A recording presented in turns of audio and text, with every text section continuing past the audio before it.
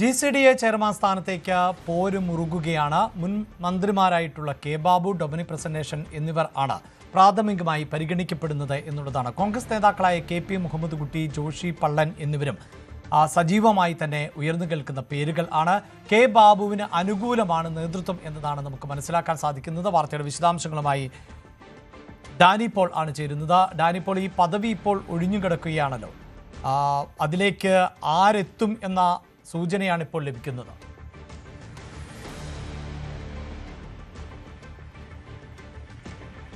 Abhilash, greater Cochin development authority എന്ന GCDA കൊച്ചിയുടെ വികസനത്തിലെല്ലാം തന്നെ വളരെ നിർണായകമായ ഒരു പങ്ക് വഹിക്കുന്ന ഒരു ഏജൻസിയാണ്. തദ്ദേശ വകുപ്പിന് കീഴിൽ വരുന്ന നിയമനങ്ങളും കാര്യങ്ങളുമാണ് അതിനെല്ലാം തന്നെ വരുന്നത്. കഴിഞ്ഞ ടൈമിൽ അതിൽ K ചന്ദ്രൻപിള്ള മുൻ MP ആയിരുന്നു, CPM നേതാവ്, അദ്ദേഹമായിരുന്നു അതിന്റെ ചെയർമാൻ സ്ഥാനത്ത് ഉണ്ടായിരുന്നത്. അദ്ദേഹം ഈ സർക്കാർ മാറിയ ഉടൻ തന്നെ അദ്ദേഹം രാജ്യസമർപ്പണം നടത്തുകയും ചെയ്തിട്ടു. നിലവിൽ ഇപ്പോൾ സെക്രട്ടറിയും അവിടെയില്ല. സെക്രട്ടറിക്ക് പകരം മറ്റൊരു ആൾക്ക് മറ്റൊരു ഉദ്യോഗസ്ഥന് ചുമതല നൽകുകയാണ് ചെയ്തിരിക്കുന്നത്. അപ്പോൾ അവിടെ ഒരു നിർണായകമായ ഒരു തീരുമാനം അവിടെ ആവശ്യമാണ്. ചെയർമാൻ വരേണ്ടത് ആവശ്യമാണ്. നിലവിൽ വലിയ രീതിയിലുള്ള തർക്കങ്ങൾ ഈ സ്ഥാനത്തെ ചൊല്ലി വളരെ പ്രത്യക്ഷമായി പുറത്തേക്ക് വന്നിട്ടില്ലെങ്കിൽ കൂടിയും ജില്ലാ കോൺഗ്രസിൽ അത്തരം തർക്കങ്ങൾ വളരെ സജീവമായിട്ട് തന്നെ പോവുകയാണ്. പ്രത്യേകിച്ച് ഇപ്പോൾ ഒടുവിൽ മനസ്സിലാക്കാൻ കഴിയുന്നതനുസരിച്ച് മുൻ മന്ത്രിയും ദീർഘകാലം തൃപ്പൂണിത്തുറ MLAയും ആയിരുന്ന കെ ബാബു, അദ്ദേഹത്തിന്റെ പേരാണ് വളരെ സജീവമായി അവിടെ പരിഗണിക്കുന്നത് എന്ന് തന്നെയാണ് അറിയാനായിട്ട് സാധിക്കുന്നത്. അദ്ദേഹം മത്സരരംഗത്ത് നിന്ന്, ഈ പാർലമെന്ററി മത്സരരംഗത്ത് നിന്നെല്ലാം തന്നെ മാറുന്നു എന്ന് പ്രഖ്യാപിച്ചുകൊണ്ട് തന്നെയാണ് തൃപ്പൂണിത്തുറയിൽ ഇത്തവണ അദ്ദേഹം മത്സരരംഗത്ത് നിന്ന് മാറുന്നതും. ദീപക് ജോയ്, കൊച്ചി ഡെപ്യൂട്ടി മേയർ ആയിരുന്ന ദീപക് ജോയ് അവിടേക്ക് മത്സരിക്കാൻ വരുന്നതും വിജയിക്കുന്നതും ആ സീറ്റ് ഇപ്പോൾ കോൺഗ്രസിൽ തന്നെ നിൽക്കുന്നു. അപ്പോൾ കാര്യങ്ങൾ ഇതാണ്. പക്ഷേ അദ്ദേഹത്തെ ഇപ്പോൾ GCDA ചെയർമാനായി വരുന്നുവെന്ന്, അതിനുള്ള നീക്കങ്ങൾ നടക്കുന്നു എന്നതാണ് പറയുന്നത്. അതോടൊപ്പം തന്നെ മുൻ മന്ത്രിയും MLAയും ആയിരുന്ന ഡൊമിനിക് പ്രസന്റേഷൻ, അദ്ദേഹവും ഈ ഒരു മത്സരാർത്ഥിയായിട്ട് ഇതിനകത്ത് ഉണ്ട്. പക്ഷേ ഇപ്പോൾ പറയുന്നത് യൂത്ത് കോൺഗ്രസിനകത്ത് തന്നെ വലിയ രീതിയിലുള്ള ചർച്ചകൾ ഇവരുടെ ഈ സീനിയർ നേതാക്കളുടെ, പ്രത്യേകിച്ച് മന്ത്രിയും MLAയും ഒക്കെ ആയിരുന്ന നേതാക്കന്മാർ നടത്തുന്ന ഈ നീക്കങ്ങൾക്കെതിരെ ഒരു പ്രതിഷേധം ശക്തമാണ് എന്നതാണ്. കഴിഞ്ഞ ദിവസങ്ങളിൽ യൂത്ത് കോൺഗ്രസ് ജില്ലാ പ്രസിഡന്റ് സിജോ ജോസഫിന്റെ അടക്കം ഫേസ്ബുക്ക് പോസ്റ്റ് ഇതുമായി ഈ പേര് പരാമർശിച്ചില്ലെങ്കിൽ കൂടിയും ഇത്തരം ബോർഡ്, അതോടൊപ്പം തന്നെ ഈ തദ്ദേശ സ്ഥാപനങ്ങളിലേക്ക് വരുന്ന, അവർ കീഴിൽ വരുന്ന നിയമനങ്ങളിലേക്ക് നടക്കുന്ന ഈ തെരഞ്ഞെടുപ്പിനെ ചൊല്ലി തന്നെ, അല്ലെങ്കിൽ അതിലേക്ക് വരുന്ന നിയമനങ്ങളെ ചൊല്ലി കൃത്യമായ രീതിയിലുള്ള പ്രതിഷേധം രേഖപ്പെടുത്തുകയുണ്ടായി. പറഞ്ഞിരിക്കുന്നത് ഇതിൽ ആനുകൂല്യങ്ങൾ, സർക്കാർ ആനുകൂല്യങ്ങൾ വലിയ രീതിയിൽ കൈപ്പറ്റുന്ന ആളുകളുണ്ട്. MLAമാരും മറ്റു സ്ഥാനങ്ങളിലെല്ലാം വഹിച്ചിരുന്ന അവർ ഇനിയെങ്കിലും ഇതിൽ നിന്ന് മാറി നിൽക്കണം. പാർട്ടിക്ക് വേണ്ടി ഒരുപാട് കാലമായി പ്രവർത്തിക്കുന്ന ആളുകൾ ഈ രംഗത്തേക്ക് വരേണ്ടതുണ്ട്. അവർക്കുള്ള ഒരു അവസരം ഒരുക്കി കൊടുക്കണം എന്നതാണ് വ്യക്തമാക്കുകയും ചെയ്തത്. കൃത്യമായ രീതിയിലുള്ള ഒരു പ്രതിഷേധവും ഇപ്പോൾ നടക്കുന്ന ഈ നിയമനങ്ങൾ സംബന്ധിയായ കാര്യങ്ങളിലുള്ള അസഹിഷ്ണുതയും അസംതൃപ്തിയും തന്നെയാണ് അതിൽ വ്യക്തമാക്കുകയും ചെയ്യുന്നത്. നമുക്ക് ഒടുവിൽ അറിയാനായിട്ട് സാധിക്കുന്നു, ഇതിൽ മറ്റു പലരുടെ പേരുകൾ ഈ പരിഗണനയിലേക്ക് വരുന്നുണ്ട്. നേരത്തെ ജില്ലാ പഞ്ചായത്ത് പ്രസിഡന്റായിരുന്ന KP മുഹമ്മദ് കുട്ടി, അതോടൊപ്പം തന്നെ സ്പോർട്സ് കൌൺസിലിന്റെ ഭാരവാഹിയായിരുന്ന ജോഷി പള്ളൻ തുടങ്ങിയവരുടെ പേരുകളെല്ലാം തന്നെ ഈ നിരയിലെല്ലാം തന്നെ ഉണ്ട്. പക്ഷെ അവർക്ക് മുന്നിൽ കൃത്യമായ രീതിയിൽ പരിഗണന കിട്ടുന്ന പേര് കെ ബാബുവിന്റെ തന്നെയാണ്. ഒപ്പം തന്നെയും അതിന് താഴെ ഡൊമിനിക് പ്രസന്റേഷന്റെ പേര് വരുന്നു.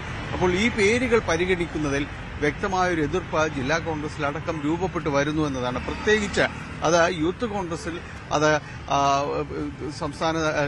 ജില്ലാ പ്രസിഡന്റ് തന്നെ അത് വ്യക്തമാക്കുന്ന രീതിയിൽ തന്നെ സമൂഹ മാധ്യമങ്ങളിൽ അദ്ദേഹത്തിന്റെ പോസ്റ്റ് വരികയും ചെയ്തിട്ടുണ്ട്.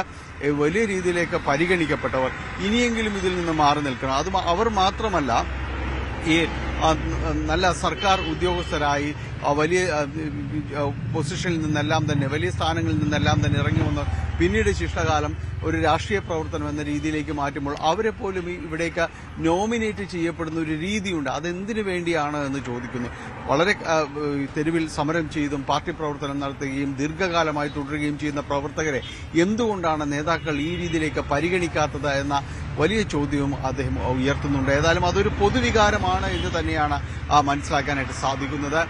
GCDA ചെയർമാൻ അടക്കമുള്ള കാര്യങ്ങളിലേക്ക് തെരഞ്ഞെടുപ്പ് വരുമ്പോൾ ഇത് ഇത്തരം മാനദണ്ഡങ്ങൾ, ഒരു പരമ്പരാഗതമായ മാനദണ്ഡങ്ങൾ മാറ്റി നിർത്തിക്കൊണ്ട് ചിന്തിക്കേണ്ട സമയം കോൺഗ്രസ് അതിക്രമിച്ചിരിക്കുന്നു എന്ന സൂചന തന്നെയാണ് യൂത്ത് കോൺഗ്രസ് ഭാരവാഹിത്വം നൽകുന്നത്. അഭിലാഷ്, യെസ്, ഈ സൂചിപ്പിക്കപ്പെട്ട പോലെ തെരഞ്ഞെടുപ്പ് സമയത്തടക്കം ചില നീക്കുപോക്കുകളും ധാരണകളും ഒക്കെ ഉണ്ടാക്കിയിട്ടുണ്ടാകാം. അത് എത്രത്തോളം പാലിക്കപ്പെടും പിന്നീട് എന്നൊന്നും അറിയില്ല. ഇവിടെ തൃപ്പൂണിത്തറയിലേക്ക് അടക്കമുള്ള മത്സരരംഗത്ത് നിന്ന് പിന്മാറിയിരുന്ന ആളാണ് കെ ബാബു. ഡൊമിനി പ്രസന്റേഷൻ വളരെ മുതിർന്ന നേതാവാണ് എന്ന് നമുക്കറിയാം. അപ്പോൾ ഈ രണ്ട് പേരുകളിലേക്ക് ഏതാണ്ട് എത്തുന്നു. അതിൽ തന്നെ കെ ബാബുവിനുള്ള സാധ്യത മുറുകുന്നു. അങ്ങനെയാണോ ഇപ്പോൾ ഏറ്റവും ഒടുവിലത്തെ ഒരു സാഹചര്യം?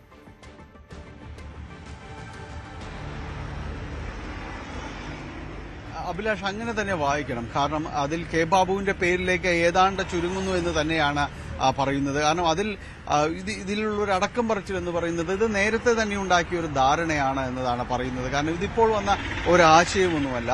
അദ്ദേഹം MLA സ്ഥാനത്ത് നിന്ന് മാറുമ്പോൾ ഒരു റിട്ടയർമെന്റ് എന്ന രീതിയിലേക്ക് GCDA ചെയർമാൻ സ്ഥാനം അദ്ദേഹം ആവശ്യപ്പെട്ടിരുന്നു എന്ന സൂചനകളാണ് നിലനിൽക്കുന്നത്. അങ്ങനെയാണ് കോൺഗ്രസിനകത്ത് തന്നെയുള്ള ഒരു അടക്കം പറച്ചിൽ എന്ന് പറയുന്നത്. അതുകൊണ്ട് അദ്ദേഹം GCDA ചെയർമാൻ സ്ഥാനത്തേക്ക് വരാനുള്ളൊരു സാധ്യത കൽപ്പിക്കുന്നുണ്ട്. അത് നേരത്തെ ഉണ്ടാക്കിയ ഒരു ഒത്തുതീർപ്പ് ഫോർമുലയാണ് എന്ന് വരെ ഈ കോൺഗ്രസിനകത്ത് നിന്ന് തന്നെ സംഭാഷണങ്ങളുണ്ട്. ഏതായാലും അതിലേക്ക് പോവുകയാണെങ്കിൽ ഒരുപക്ഷെ അത് സ്വാഭാവികമായും ഒരു മുതിർന്ന നേതാവെന്ന രീതിയിലുള്ള ഒരു സ്വീകാര്യത അല്ലെങ്കിൽ അതെല്ലാം തന്നെ ഉൾക്കൊള്ളാൻ മറ്റുള്ളവർ തയ്യാറായേക്കും. പക്ഷേ അതല്ല വിഷയം. യൂത്ത് കോൺഗ്രസ് അടക്കം ഈ രീതിയിൽ അഭിപ്രായ പ്രകടനം നടത്തിയിട്ടുണ്ട്.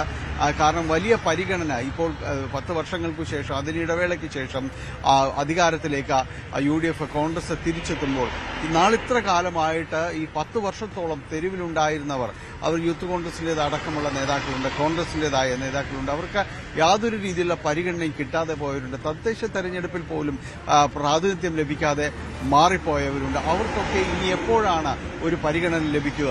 വീണ്ടും ഇത്തരം സ്ഥാനങ്ങളിൽ ഉണ്ടായിരുന്നവർ വീണ്ടും ഇതേപോലെ തന്നെ അവർ ആവശ്യപ്പെടാൻ അവരൊരു ക്ലെയിം വെച്ച് തുടങ്ങിയാൽ തങ്ങൾ എന്ത് ചെയ്യും എന്ന് തന്നെയാണ് ഇവർ ചോദിക്കുന്നത്.